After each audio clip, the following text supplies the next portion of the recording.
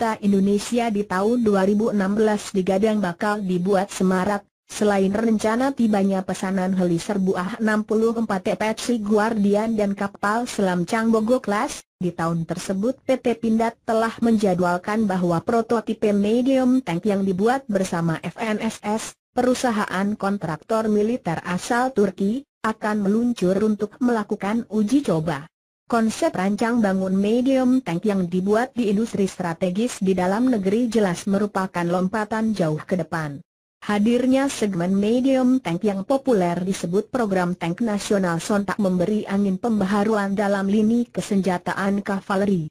Bila armada Leopard 2A4 dan Leopard 2A4 Revolution mengisi segmen heavy tank, MBT Main Battle Tank, kemudian AMX-13 Retrofit dan Alvis Scorpion 90 mengisi segmen tank ringan, light tank, maka hadirnya medium tank menjadikan struktur kavaleri lapis baja TNI AD terlihat sempurna. Sesuai dengan kesepakatan pembuatan medium tank antara PT Pindad dan FNSS yang dilakukan di ajang IDAF 2013 di Turki, Mei 2013. Tank kelas sedang pengembangan dua negara ini akan memiliki berat 24-30 ton. Untuk meriam menggunakan kaliber 105 mm dan sasis untuk kavaleri dengan siluetan maksimum 2,5 meter. Medium tank ini pun nantinya tak sebatas disasar untuk digunakan oleh TNI AD. Sasis tank dapat dikembangkan untuk kemampuan amfibi, sehingga bisa dipakai untuk kebutuhan Korps Marinir. Dikutip informasi dari Pusenkaf Kodiklat TNI AD, medium tank ini akan diawaki oleh 3 personel dan punya badi proteksi terhadap blast mine dan mampu menahan terjangan proyektil kanon kaliber 30 mm, Stanak 4569. Spesifikasi medium tank Pindad. Dimensi 7x4x 2,5 meter bobot, 24-30 ton bebas dasar, 40 cm sudut datang, 45 derajat sudut pergi, 40 derajat tekanan jejak, 0,9 kgcm3 daya tanjakan, 60% lintasan miring, 30% rintangan tegak, 70 cm lintas parit, 150 cm mengarung fording, 120 cm. Sementara untuk sistem senjata, awalnya PT Pindad menyiapkan jawara manufaktur meriam, mulai dari CMI, Chouchkeril Maintenance dan Ingenieri SA Defense, dari Belgia, Otto Melara dari Italia, dan Denel Land System dari Afrika Selatan. CMI dengan meriam Chouchkerilnya sudah punya reputasi panjang di platform rampur TNI AD dan TNI AL. Sementara Otto Melara sangat populer di lini meriam reaksi cepat 76 mm di Frigate Vance PIJ, Corvette Bung Tomo Class, dan Sigma Class. Sedangkan Denel Land System terbilang rekanan baru untuk lini meriam. Belum lama prototipe ANOA 26X6 tampil dengan kubah kanon LCT-20 buatan Denel. Seperti bisa ditebak, pada hari Senin, 15 September 2014, Pindad resmi menggandeng perusahaan asal Belgia, CMI, untuk pengembangan sistem meriam atau turret.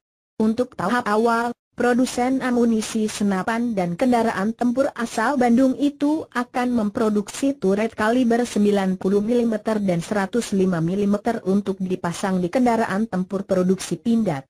Penandatangan nota kesepahaman antara kedua perusahaan diresmikan di hanggar produksi Panzer ANOA milik Pindad, di Kiara Condong, Bandung. Pindad dan CMI akan membentuk komite untuk menyusun proses alih teknologi, transfer of technology, dan pelatihan teknis untuk mendukung tujuan memproduksi turret kaliber besar.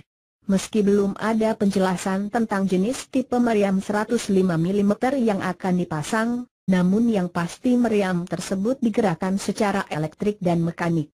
Laras meriam kaliber 105 mm semua outboard dapat menembakkan berbagai jenis amunisi, termasuk jenis APFDS, dengan jarak tembak efektif minimal 1500 meter. Laras juga dibekali bor evacuator dan dilapisi thermal jacket. Untuk olah geraknya, laras punya sudut elevasi maksimum 42 derajat hingga -6 derajat. tentu saja dengan sudut putar kubah 360 derajat. Dengan 2 orang awak di dalam kubah, maka pengisian amunisi mengadopsi sistem autoloader. Guna presisi saat penembakan, kubah dibekali turret stabilizer system dengan gyro stabilizer dan firing control system yang mengadopsi komputer balistik. Untuk mengunci sasaran, Gunnar dibantu dengan auto target locking system. Memudahkan dalam olah pertempuran, juga ada pemilihan sasaran secara otomatis lewat hunter killer system. Bahkan ada bekal IFF, Identification Friend or Foe. Nah, di samping laras terdapat senapan mesin sedang coaksial kaliber 7,62 mm. Sapuan senjata ini efektif untuk membungkam lawan hingga jarak 800 meter. Di bagian atas tengah kubah, ada lagi senapan mesin sedang kaliber 7,62 mm. Tapi senjata ini dioperasikan secara RCWS, Remote Control Weapon System. Untuk proteksi, kubah dilengkapi pelontar granat asap kaliber 40 mm, 4 buah di kanan dan 4 buah di kiri. Melihat dari kebutuhan yang ada, besar kemungkinan medium tank pindad nantinya akan mencomot jenis Chochkeril CTCV 105 horsepower. Kubah meriam anyar nan canggih ini juga dapat melontarkan Gunlocks Anti-Tank Guided Missile, GLATGM, Valarik 105. Bilkan jenis tang ringan dan melakukan retrofit tang jenis AMX-13 sehingga memenuhi kebutuhan teknologi dan operasional TNI. Pengembangan tang ringan itu dilakukan dengan melakukan modifikasi teknologi tang jenis itu menjadi tang yang memiliki spesifikasi teknologi yang tangguh dan sesuai dengan kebutuhan lapangan. Tahap pertama akan dibuat 23 unit tang ringan. Saat ini ada 400-an tang AMX-13 yang rencananya akan masuk dalam program retrofit. Kesan gahar terasa ketika melihat penutup atau pelindung roda rantai yang dipasang di samping kanan. Kirinya menyesuaikan dengan tang-tang sekelas MBT. Begitu juga dengan meriam yang diusung sudah tidak lagi menggunakan 75 mm melainkan 105 mm seukuran. Dengan meriam tang kelas MBT sejenis Leopard, dengan kalibernya yang 105 mm otomatis jangkauan tembakannya semakin bertambah. Daya hancurnya meningkat dan bisa menggunakan amunisi modern. Bentuk turretnya yang menyudut juga menambah kesan modern AMX-13 Retro ini, apalagi sistem penggeraknya juga sudah elektrik sehingga semakin membuat tembakan presisi.